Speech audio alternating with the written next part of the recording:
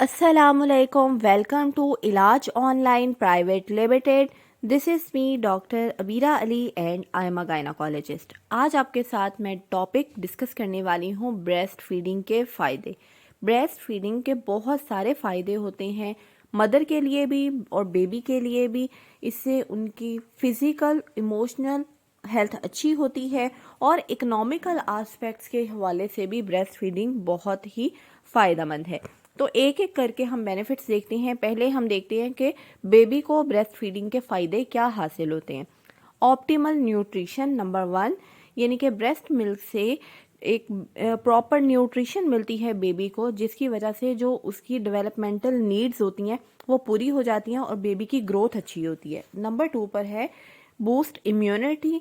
Breast milk में बहुत सारी एंटीबॉडीज़ मौजूद होती हैं जो कि इन्फेक्शन से, एलर्जी से और दूसरी बीमारियों से प्रोटेक्ट करके रखती हैं बेबी को और उसकी इम्यूनिटी को बेहतर बनाती हैं.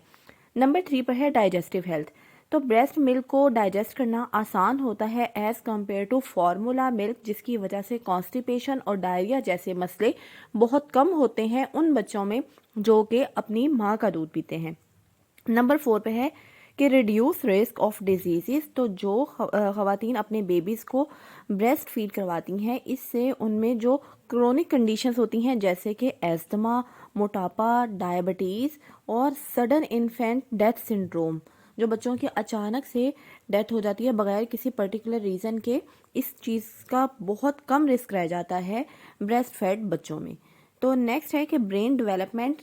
चूँकि इसमें एसेंशियल फैटी एसिड्स जैसे कि DHA मौजूद होता है, जिसकी वजह से जो बच्चों की दिमागी ग्रोथ होती है वो बहुत अच्छी होती है और ब्रेन की जो डेवलपमेंट होती है बहुत ज़बरदस्त होती है. नेक्स्ट है इमोशनल बॉन्डिंग. चूँकि स्किन टू स्किन कांटेक्ट होता है बेबी का और मदर का, तो इसकी वजह से एक सेंस ऑफ सिक्योरिटी फील होती है बेबी को और जो बॉन्ड होता है वो ज़्यादा स्ट्रेंथन होता है मदर और बेबी के बीच. अगर हम मदर के बेनिफिट्स की बात करें तो मदर की जो रिकवरी होती है वो ज़्यादा फास्टर होती है पोस्टपार्टम पीरियड में, क्योंकि ऑक्सीटोसिन रिलीज़ होता है जिसकी वजह से यूट्रस कॉन्ट्रैक्ट करती है और ब्लीडिंग भी कम होती है. वेट लॉस की बात करें तो एक्स्ट्रा कैलोरीज जो होती हैं वो बर्न होती हैं. इसके अलावा जो मदर का जो वेट गेन हुआ होता है प्रेगनेंसी में वो भी कम हो जाता है.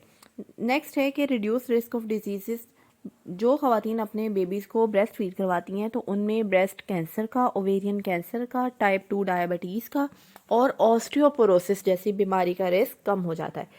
और इसके अलावा मदर्स को एक और फ़ायदा भी है कि इसको फीड कराना आसान होता है और ये कॉस्ट इफ़ेक्टिव भी है, क्योंकि ये राइट टेम्परेचर पे हमेशा ही अवेलेबल होता है और फ्री ऑफ कॉस्ट होता है. इसके अलावा मदर की इमोशनल वेल बीइंग के लिए ये बहुत इंपॉर्टेंट है. मदर की बेबी के साथ बहुत अच्छी बॉन्डिंग बनाता है.